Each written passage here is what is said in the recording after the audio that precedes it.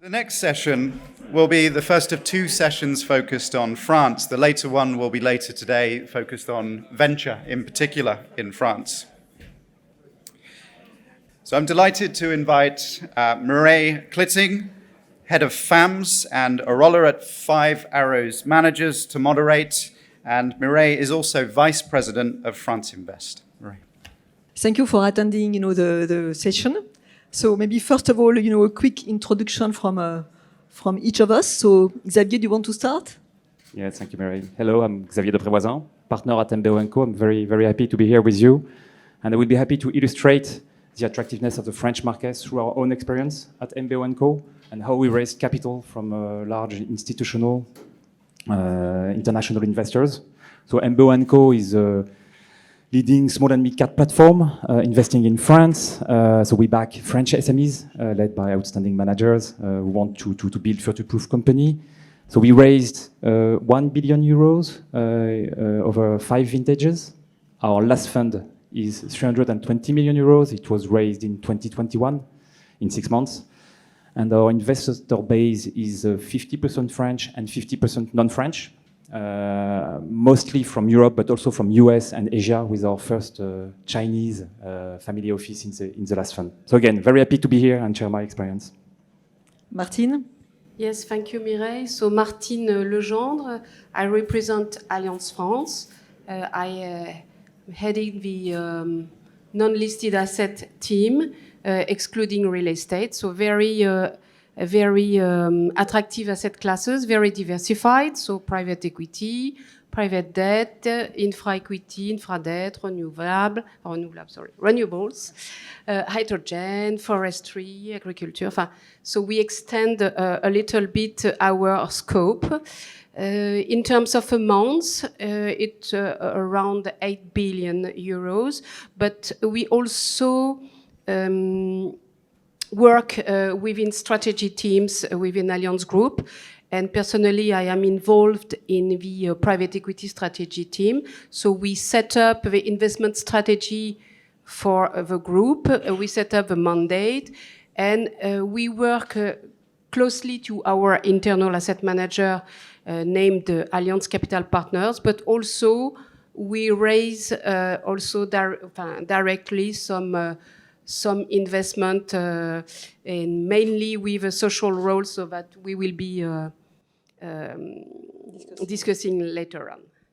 Yes, so the French market, so I think all of you know the numbers, 400 GPs, so very dynamic market, where every year we see maybe 10 to 15 new GP emerging, so a market that is really quite creative. In terms of amount that has been fundraised in 2021, just to recall, 25 billion euros that has been fundraised and that has been invested in 2 companies, more than 2,500 companies. So by far, one of the largest European market, given that, the Brexit set apart, UK. So a very dynamic market where 40% of the investors, are international investors. So, a lot of interest from outside investor from into PE. According to you, Xavier and Martine, what are really, I would say, the key feature of the attractiveness of the PE market for you? Start? Okay, I start. Okay, so it's from our point of view as a GP. The feedback we received from our international investors. I think I would point out 3 main points. The first one is the ability to show strong and stable returns over the past 20 years across the economic cycles, and that I think features we can demonstrate on the French market. Second very important point is the access to a very deep market. The French SMEs market is very profound. We have a very strong deal flow, and you can demonstrate that you can see 200 or 300 investment opportunities every year in this segment, which enables the GPs to really pick the best two to four investment opportunity, which is very reassuring for international investors. And I think the third point is we have decided to design, since inception, our client service to meet the expectations of institutional international investors. And I think that's a strategic choice you have to make as an investment firm. Even if we are, let's say, a country-focused investor investing in France, to build since inception, this client service towards international clients. It was very classically, you have your quarterly report in English, you build everything to meet their expectation and their standards. Martine? I believe that the French market ecosystem is very rich.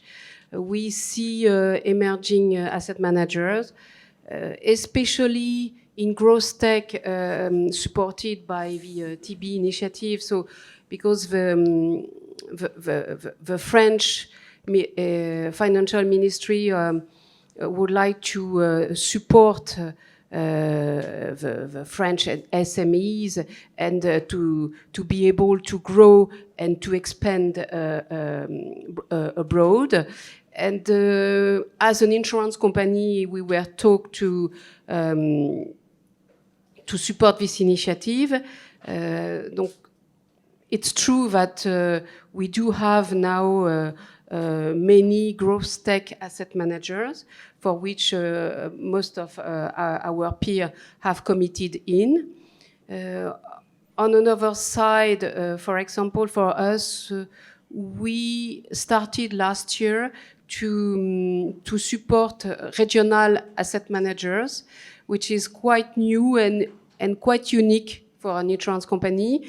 And my surprise was that finally in region, maybe forced by the COVID, I do not know, but in the regions, we do have very experienced asset managers, very diversified.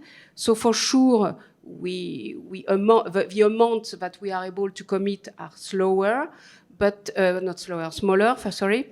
But it's very encouraging. I do not know if there is a so rich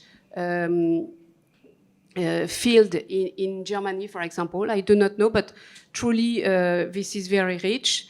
So now, given the macro and political economic environment as also a social player and social role, we would like to support asset managers investing in defense industry, maybe at many stages, and also to reindustrialize French country.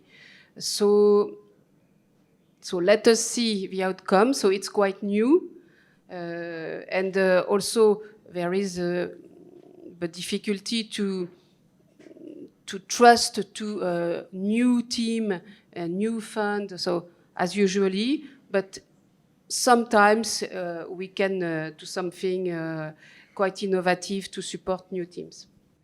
Yes, and you think, this industrial part of your, investment strategy is only, lying into new teams, or do you have also existing teams that have, been in this space and now are really maybe more your focus? No.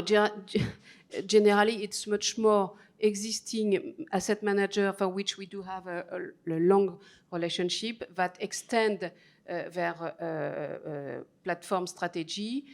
So we know them, but sometimes we could trust a new team, but it's very rare. So to be honest. So your strategy today in this environment that is quite, I would say, challenging, and where we see a lot of, I would say, pressure in terms of, energy prices, inflation, geopolitical risk. Where do you think, France is still attractive for, international investors or for French investors as well?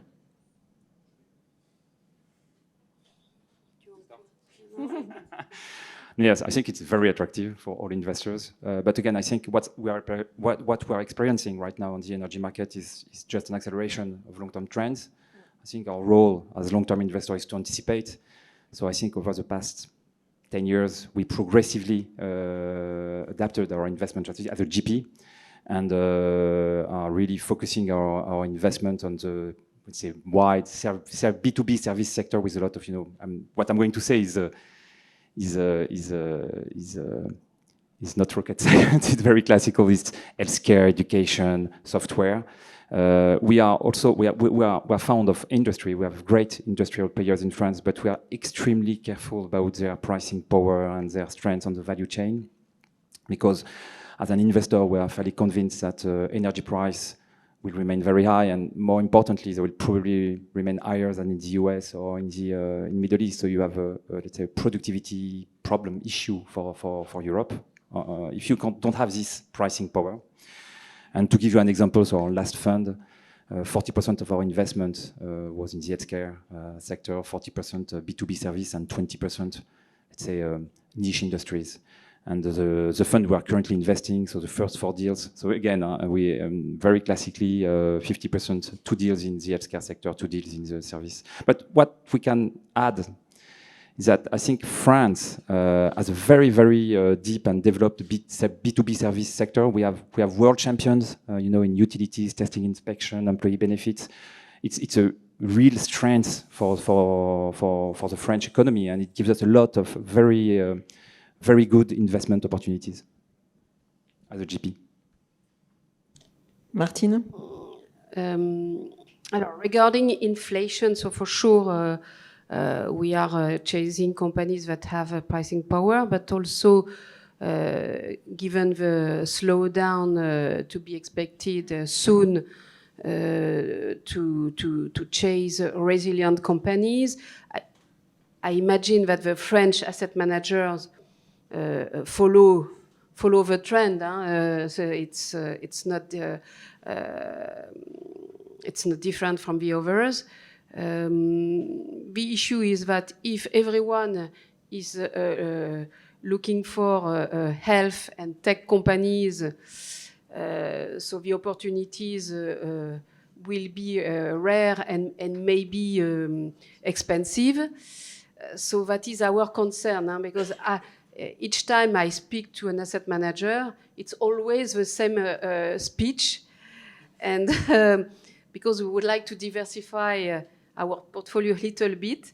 So please, I know that it's essential to be sector focused, but so please think a little bit outside the box, if you can. When we were, discussing this panel, you mentioned that, you are doing a lot of infra type of investment and more maybe development type of infra. Can you maybe elaborate a little bit on it? Because I think it's also a large part of the market. Infrastructure, yes.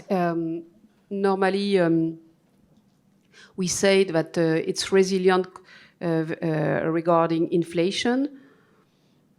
Well, I do not really if it's so resilient because we have to protect the consumers. So for sure, renewables are very do make sense today. New energy sources such as hydrogen or biofuel or so new technology. So we take some risks.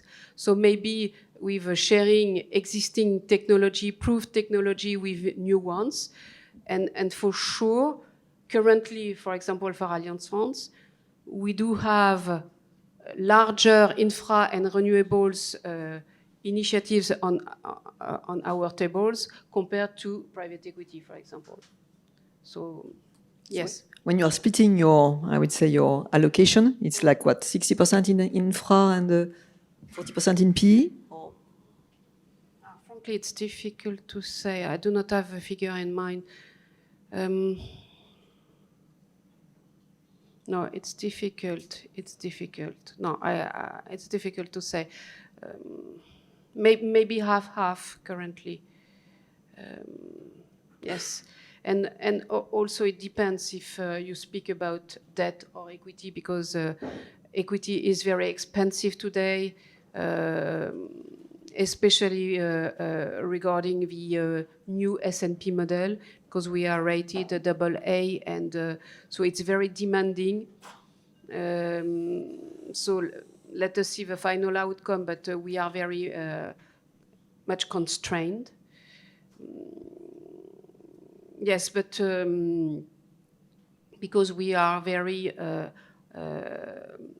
supportive of ESG investments within Allianz France balance sheets. So for sure, we move in new territories, I should say. Mm-hmm.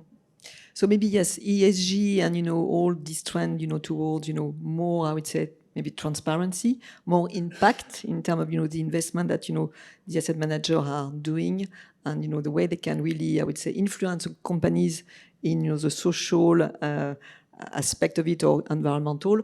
What are really, I would say, the key feature of the French market, and where do you see that we are at the forefront of this trend, or what is your current view on it?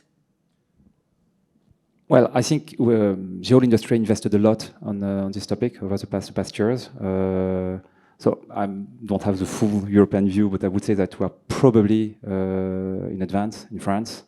Again, to illustrate, I can say that at MBO & Co. we now have. I mean, we are a small asset manager compared to the giant of this industry, and we have a team dedicated to those subjects, ESG, with two experienced persons. So it's a big investment for the investment company. And I think today I mean, what I say is obvious, but we do not invest without a very clear improvement or transformation plan, ESG plan. I mean, the business plan is one thing, the organization transformation is one thing, but the ESG transformation is absolutely central in any investment decision, and I think it's commonly shared in this. That's what we see. And when we sell businesses to, let's say, mid-cap or large-cap players, I mean, we really prepare very, very well our portfolio companies on this subject, and they have a clear plan, and they are best in class. Our objective is to really build a future-proof company, because we know that those investors, it's critical for them to have future-proof companies absolutely perfect in terms of ESG. So it's central in our way of transforming businesses today. Martin, do you see that the French, players are maybe at the forefront of it, or? Alors, definitively today, almost each and every asset manager have dedicated people to ESG. They do allocate resources to that. It could be a force for the underlying companies to increase their revenues, especially towards young people. The issue is, so there are questionnaires, but who are responding to these questionnaires? Because if it's only the CEO or a dedicated people, we do not know if the answers are shared among the other employees. So first we could extend the questionnaires to the whole company. And then in terms of KPIs, so we need for sure to set up reasonable KPIs, but not too easy to reach, but just a reasonable KPI. And so methodology, I guess, is still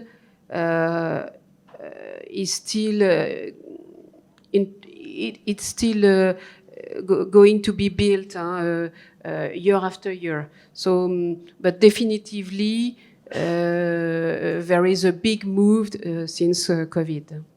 But do you see, the French players being, say, more active on this topic compared to, I don't know, to German people, because, got, kind of a pan-European views?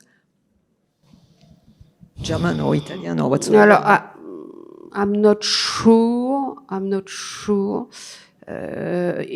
For example, the German private equity players, they are very concerned about ESG. For example, for circular economy, so they are engaged in that. No, I guess it's very spread over Europe. Huh? In the US, I do not know really, because we do invest in the US, but through our internal asset manager. So I do not follow directly the portfolios and the asset managers, but I'm not sure they are so involved as in Europe. And in the new trend, like towards impact, what is your current thinking about it in terms of investor and you in terms of, deploying money? I mean, the impact fund, we thought about it, obviously. We think, as a buyout generalist investor, if I can summarize our positioning, that we are all impact funds in the end. So I'm not convinced you will have over the long term funds that have a real differentiation on the impact, because we have integrated all the features of impact fund, and we are accelerating. I think again, most of my friends, colleagues in the industry, we have completely integrated the impact way of thinking in our investment strategies and in the way we try to influence and impact the businesses we invest in, to improve their efficiency and improve their quality as far as ESG and social impact or decarbonation is concerned. So that's my view. When we speak about impact, the first thing is to define impact. So what is it? So according to me, impact is much more S. It's everything. It's transition. It's not really impact. So all the asset managers, because they see the trend, so they try to develop impact strategies, mixing E and S, but much more E than S, and S is much more difficult to reach. So personally, we are much more looking for S impact rather than S and G for sure, G also, but E has started already a long time ago, and it's completely different. So. And can you elaborate more on what is the S according to you, and what do what are your, I would say, views on S? What is really, I would say, the KPI that you are looking for S? Maybe regarding the KPI could be so the people that you bring back to the work market. Also to create jobs, to have good governances within the company, to have people happy at work. Sometimes it could be combined with recycling things. So yes, so it's not so easy because it's subjective. You do have objective and subjective KPIs, so it's difficult. But yes, there are not so many people, so you could do something. And as you mentioned, all the asset managers are now conscious about impacting the global world. So it's not the exclusivity of impact funds, but impact funds need to be very focused on S. Xavier, you want to comment? Yeah, no, I think, again, just to illustrate, I think the main bottleneck for growth in the companies we invest in and in SMEs in France is talent recruitment and talent retention. So it's I think, at the core of our, again, investment strategy and how we want to help management teams. I want to help them to just unlock this bottleneck. So I think we work a lot with our ESG team, but also with our network to give those companies, new tools, new way of thinking, debottleneck this problem of recruitment and talent retention, and allow them to grow and reach their full potential. So again, I think it's something we are working on a lot, because it's a key for us to deliver investment thesis and plans, because we invest on growth. And if you want growth, you need to attract people. You need to be best in class with the S. And I agree with you. The E has been integrated a long time ago, I think SMEs in France have accelerated their transition over the past years. The S, you still have a lot to do, but it's an optimistic way of seeing things, because we see a lot of potential to improve the quality of the business when we invest on this topic. Maybe a last question about, we saw a lot of infra debt and debt fund that has been, that have emerged, during the last years. And I know that you've been, quite highly involved in those funds. Do you think there is still room for new players in this market of infra or debt? Because it has been quite, so dynamic.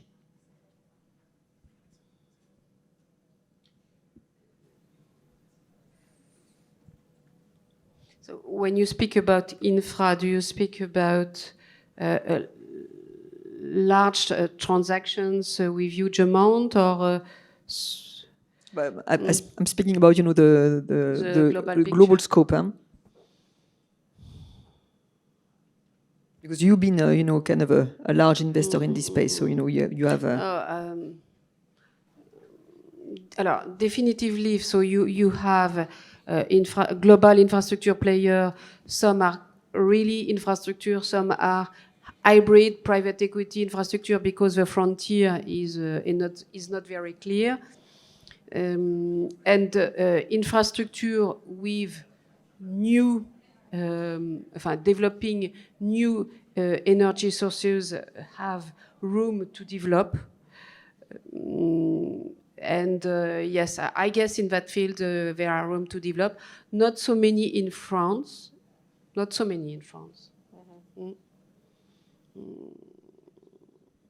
Yeah.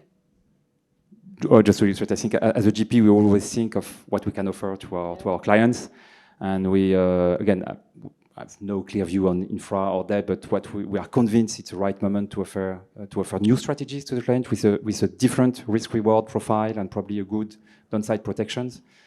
So actually, we are indeed working on developing a new flexible capital strategy. And I think just to offer to our clients the ability, in this very deep deal flow we have access to deploy capital on different kind of strategy. I mean, the generalist buyout strategy is looking for return. We are looking for upside. So we are looking for risks. But I think in the current environment, you can have different allocations from LPs, and we see some appetite for new strategies. So maybe as a conclusion, what will be, your recommendation, maybe for GPs or for LPs that are looking at the French market in terms of yes, you should look at this type of strategy or this type of entrepreneurs. What is really, I would say, when you think of the French market, what's really struck you in terms of yes, what makes French so I would say appealing. French players for appealing for international investor is? Maybe VCs, early stage is very buoyant today in France, thanks to entrepreneurs' mindset today of young people.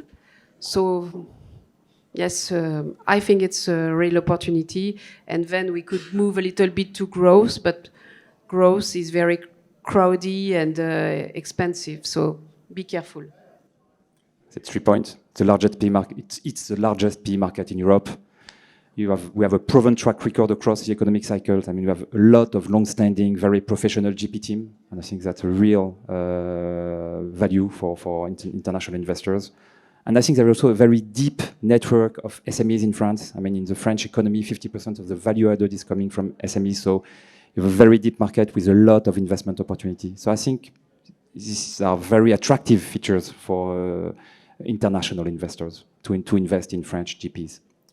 On that note, we're going to have to move on, unfortunately. But thank you so much to Mireille and the panelists. There will be another session later this afternoon on the market in France at 3:30 on French VC in particular. But thank you again so much.